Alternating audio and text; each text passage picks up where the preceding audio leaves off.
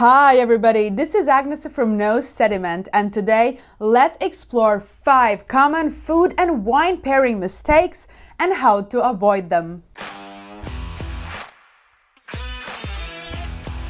Before we begin, I want to note that I am not the biggest food and wine pairing advocate. I think it can be so subjective that for one person, a certain pairing can be heavenly, while for another, it can be disastrous. However, there is science behind food and wine pairing and avoiding some common mistakes, 5 of which we will discuss today, might improve your food experiences, dinners at restaurants and other gatherings. And at the end of this video, I will share a bonus mistake, in my opinion, a crucial mistake that many of us make when pairing food with wine. So stick around until the end. Let's go!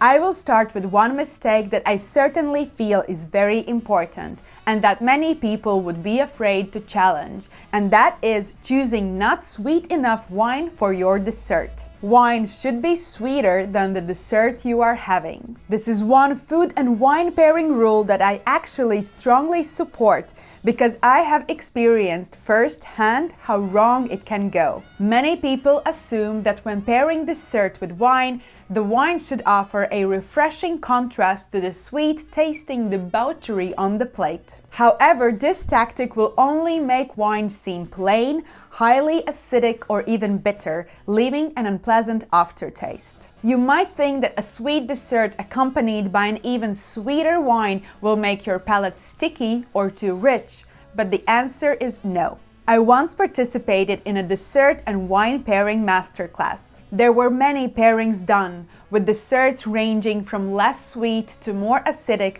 to sugary bombs. And for me, the best pairing was always with the sweetest of the wines. These sweet wines have good acidity, so the refreshment will be there, and the sweetness will offer balance to the intensity of food, leaving pleasant aftertaste.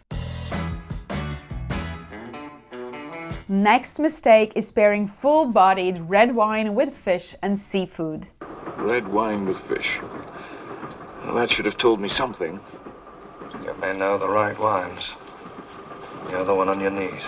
Now, this might be slightly more controversial given the fact that it is very hip to explore life beyond these classic rules. However, there is some truth to it, so let's dive into it. First, there are many seafood dishes with very mild, delicate flavors, which is why they are so highly praised. Take, for example, Dover sole. It is very easy to overpower it with rich and opulent white wines, let alone tannic, full-bodied, oak-aged red wines. But there is another element in seafood, especially oily fish, and that is fish oil. When reacting with tannins in red wine, it might create unpleasant, metallic aftertaste. Each of us will have different sensitivity to this.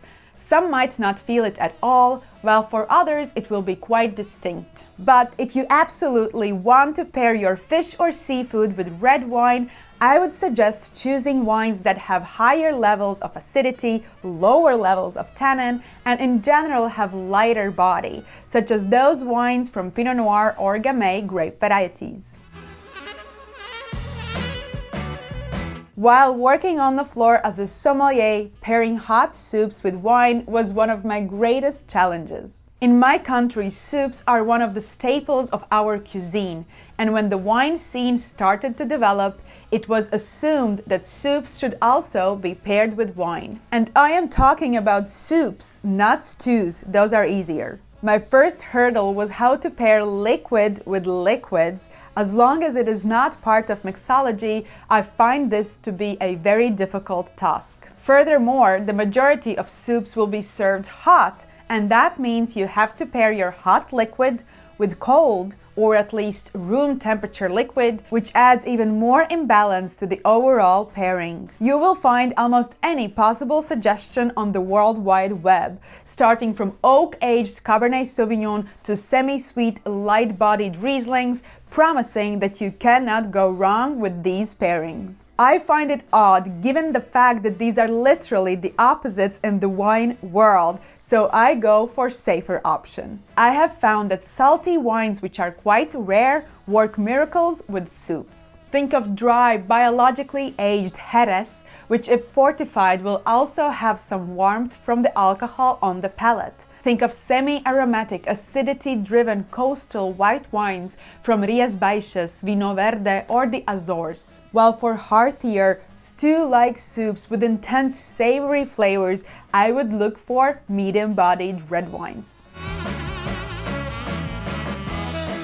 One common understanding of food and wine pairing is that they should complement each other, meaning having similar richness and intensity of flavors. This seems quite logical, as we would pair rich and dense foods with fuller-bodied red wines and more delicate foods with lighter-style white wines. However, some of the most amazing and memorable pairings I have ever had boldly explored opposites. Think of intense, creamy, salty cheese paired with rich and opulent vintage port. Weight and intensity-wise, they are very similar. However, flavor-wise, they stand very much on the opposite sides. One is creamy and salty, while the other is sweet and fortified. However, we do not always need to go to such extremes. Think of rich, sweet-tasting lobster served with butter sauce.